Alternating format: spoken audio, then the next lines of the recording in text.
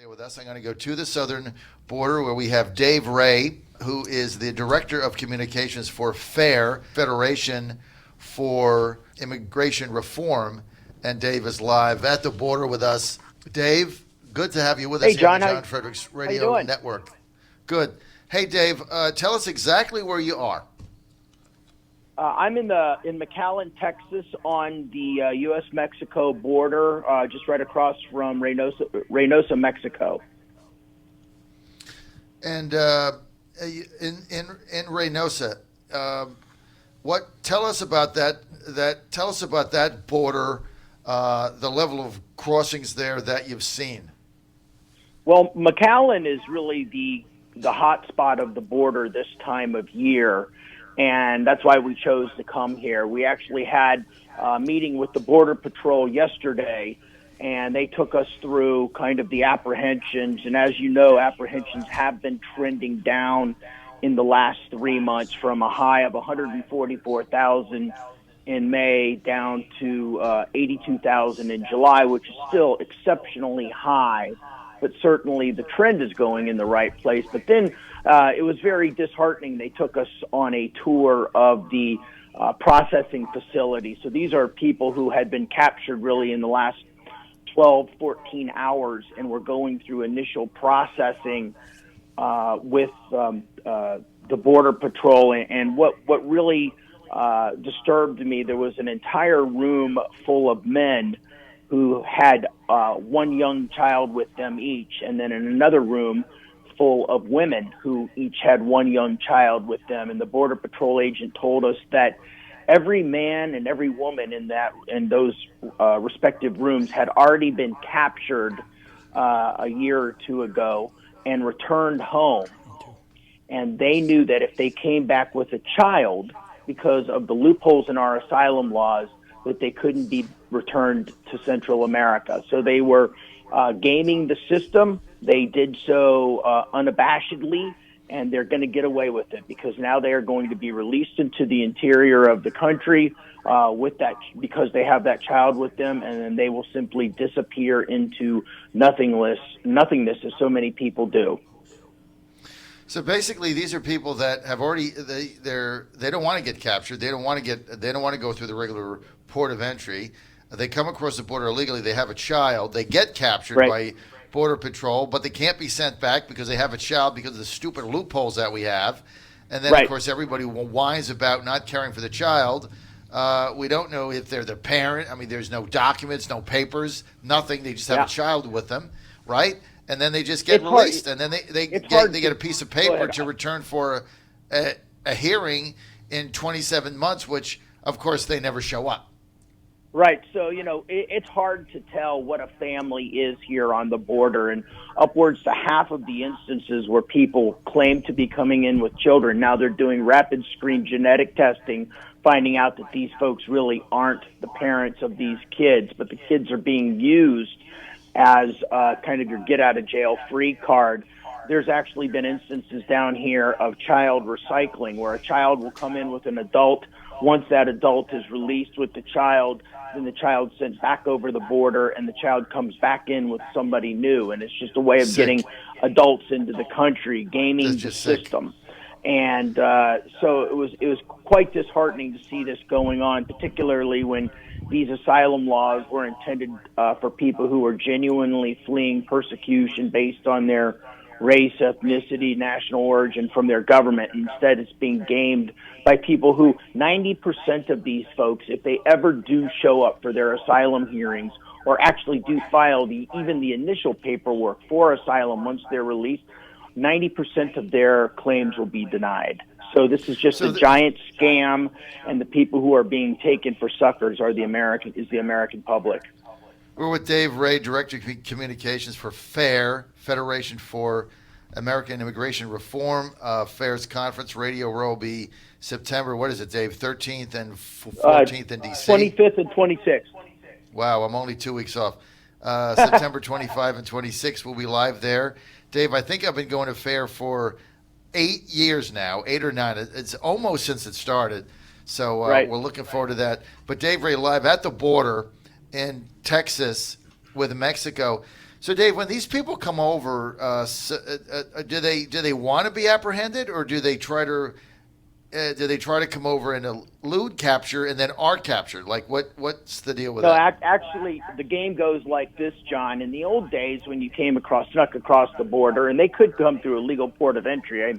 There's a bridge right over the Rio Grande, right down the road here, and that takes you right into Mexico. But they come across illegally.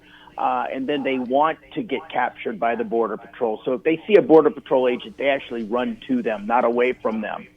And that is how they start the catch and release program. And the beauty of the catch and release program is that when you have a child with you, since you can't hold a child for more than 20 days by law, and since people with children can't be sent back immediately, then U.S. taxpayers end up footing the bill for putting these folks on a bus or an airplane to join a family member, probably who's in the country illegally as well, but elsewhere in the United States. So they're getting a free trip to Newark or to Concord, New Hampshire, or to Richmond, Virginia, or wherever this illegal alien family member lives. And then they simply duck out and don't answer any requests to come to a hearing or anything, and simply disappear. And I asked one of the Border Patrol agents I said, so what's going to happen to these people 10, 15 years down the road when they've been here,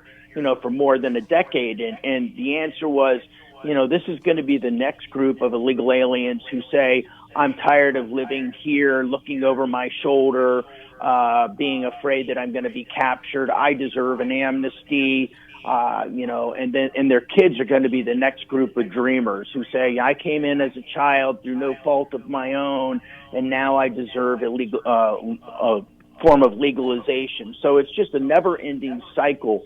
And until Congress actually closes these loopholes in our asylum laws and in our anti-trafficking laws, this is just going to continue. There's not a lot of hope here that anything's going to happen prior to the 2020 election, unfortunately, just because the Democrats are loath to give the president a win on immigration, as you can probably speculate. I mean, the laws are asinine, David. Yeah. And anybody can see that. But look, the Democrats don't care because they want these illegals to come in. I mean, we've been saying this for 20 years, and certainly for the whole 8 have been on the air. This is the unholy alliance, Dave, that you're seeing right before your eyes between Democrats who want to transform the country and get cheap votes and Republicans who have looked the other way for 40 years, won't do anything because their donors on Wall Street, Goldman Sachs, and the gangster banksters in lower Manhattan, they want cheap labor to drive down wages. And so this is why this has been allowed to happen until President Trump came in. Look, the same thing was going on under Obama, Bush, Clinton, Reagan, all the same. Nobody changes it. They all know what the problem is because there's a vested interest between the two major parties in order to continue the scam on Americans and the U.S. taxpayer. It's a shame. Yes, it is a shame. And President Trump has done more than any president in recent U.S. history to try to crack down on the border, make immigration what it was supposed to be. And he has thrown every resource possible at this border issue. Unfortunately, he's the president, not a king. And so he can't change the laws. He can only tweak with laws around the edges.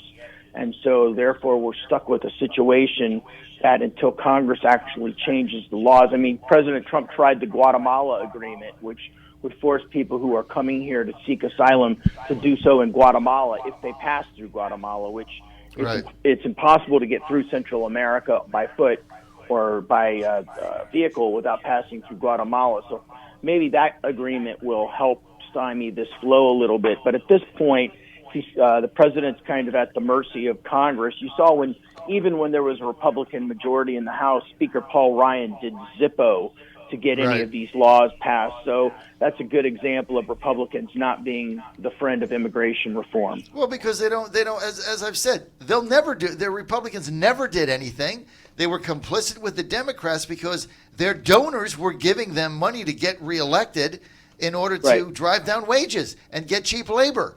and the other things that they do on Wall Street. So, the banks were all behind it, the international community, the Wall Street Journal, and the other groups that the propaganda machines that are all in favor of this. I mean, Cato Institute. Like, all these people are funded by big donors that want cheap labor. That's why I don't have any of them on my show, because they're all full of crap. David, we're out of time. Thanks for being with us live at the border. You Dave bet, Ray with FAIR, the Federation for American Immigration Reform. David, if I don't get you on my show in the next month, I'll see you at the end of September at the FAIR Radio Row. By the way, Dave, best radio row in America, better than CPAC. Thanks for having us. Oh, you bet. All right, Dave, thank you. John Fredericks Radio Network, we're live